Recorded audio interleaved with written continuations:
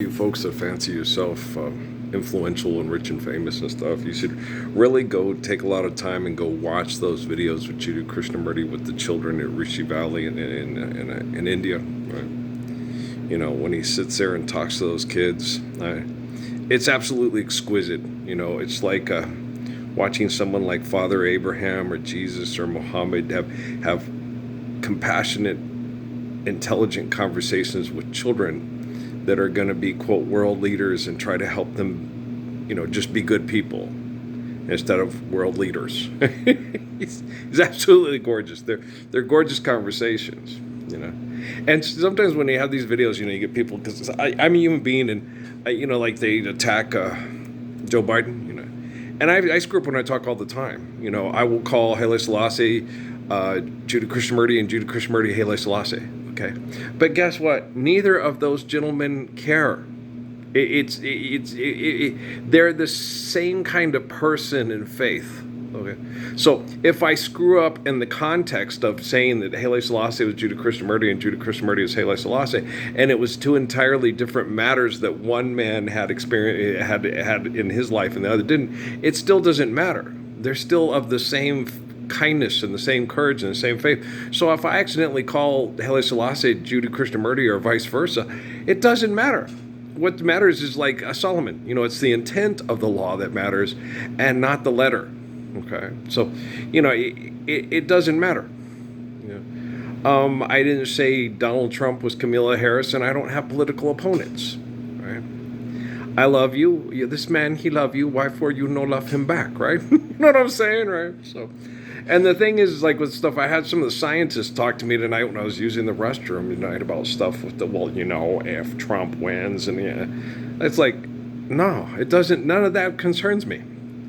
Politics is mass genocide through bad activities, okay?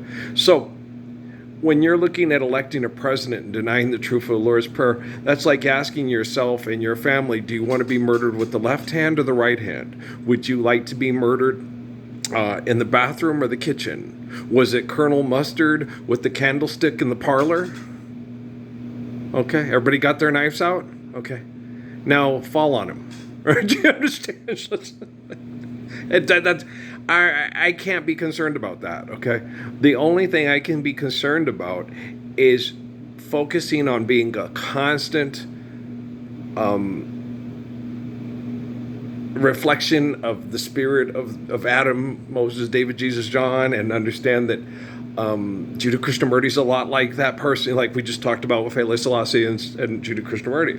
And so all I have to focus on is, you know, as I was walking to check the mail, it's like, I would like to be more comfortable. Yes, I would like intimacy and romance and time with the kiddos that I tried to adore and raise in this lifetime. Yes, I would love that, okay? But, you know, I don't have a game plan, and there is no game plan. You know, when I was in Sierra Vista and they asked me, what do we got to do? Live the Lord's Prayer, boom, that's it, right? You live the Lord's Prayer, everything else follows. You forgive debt and trespass. The love one another, eternal, faithful peace, that'll take care of itself. You forgive debt and trespass, okay? Love one another, eternal, faithful peace will take care of itself.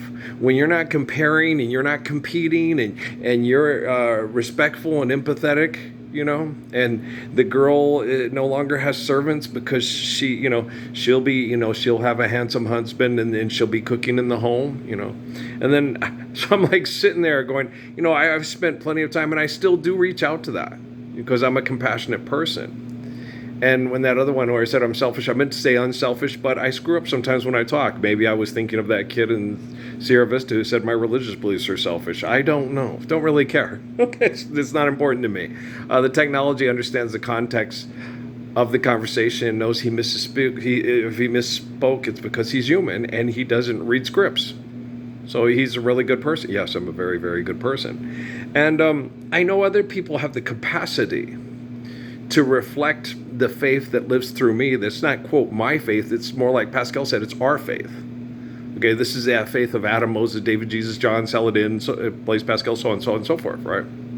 So, and Jesus, when he talked to me, you know, he's talking to a kid in the future that's helping him through hell in the past. And he talked to me when I was in Sierra Vista when he was at the Garden of Gethsemane. Do I have to do this? And I'm like, yeah, you do. And that's one of the most horrible conversations you'll ever have in your life. When Jesus, who many people have as their God, talks to you and says, is it necessary for me to be crucified? And I'm like, because I'm the one who's a little kid. No, they shouldn't have to do it. And I had to tell them, yeah, you have to. Because if you're not crucified, they won't tell the story of your life. You won't be a Marty Robinson. There's one thing left to do. I can't whistle like that. Story of my life, right? So, when we broke up, the love of a broken heart, and then making up nevermore, evermore two part. So I love Marty Robinson. But yeah, no, it was hard. That was one of the hardest conversations I ever had to have in my life, and it's not one I wanted to tell him. But I had to. I said, you have to do it. You're my light and my way. You're the one who guides me to be who I have to do what you need me to do. So yeah, so it was very hard. So when I talked to him when I was a kid, it had to be when it was future Jesus. And when I talked to him as an adult, it was Jesus in the past. And it was sad talking to him in the past because he was going to be crucified for being beautiful. And I know he's had more than his fair share of conversations with me that are just as depressing and just as sad for him. No, Earl, you have to do this. I don't want to do it, Jesus, when I sat in that bedroom and had to go back to Sierra Vista in 2008 and all the abuse and the sexual perversion they would do. And I said, I don't want to have to do this. I don't want to have to go back. Is there any way to avoid this? What they're doing with Amy and how it's affecting Natalie. Is there any way to avoid it? No, you have to go back. I don't want to go back. It's horrible. It was like Sophie's Choice. It was so difficult.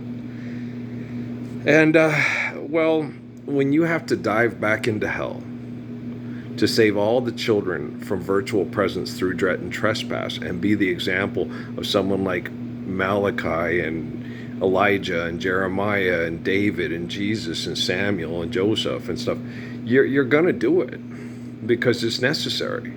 Like Little Hawk told me, those little kids are looking up at you. Those little brown eyes need you.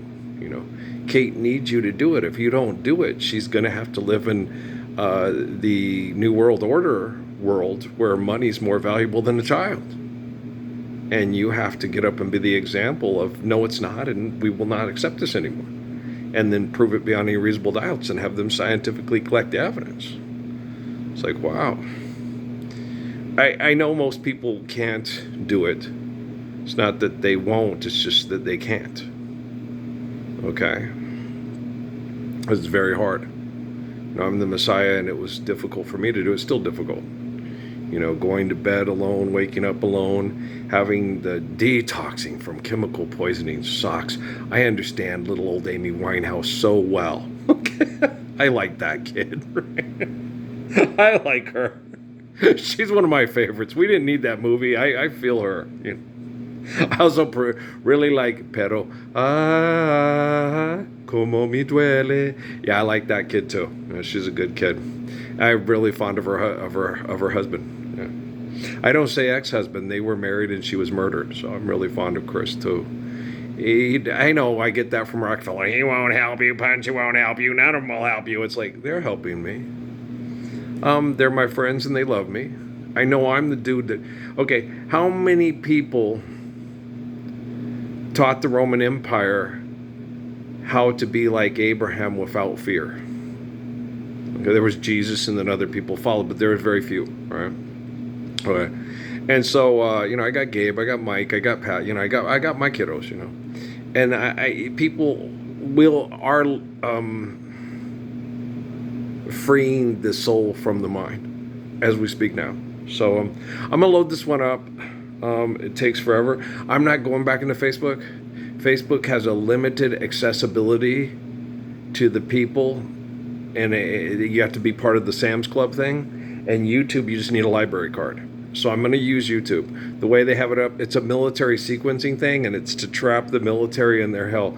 If I go to Facebook, they're not going to help, and I don't trust them. And the people at YouTube, they set up a better forum for me to be able to isolate, contain, and stop the people and military intel worldwide that are addicted to doing this shit. So it's just the way that Jeff Bezos set up YouTube. Okay, so it helps. I don't know if he knew it was going to help, but I probably did. Past, present, future operate at the same time. So thanks, Jeff. It really helps.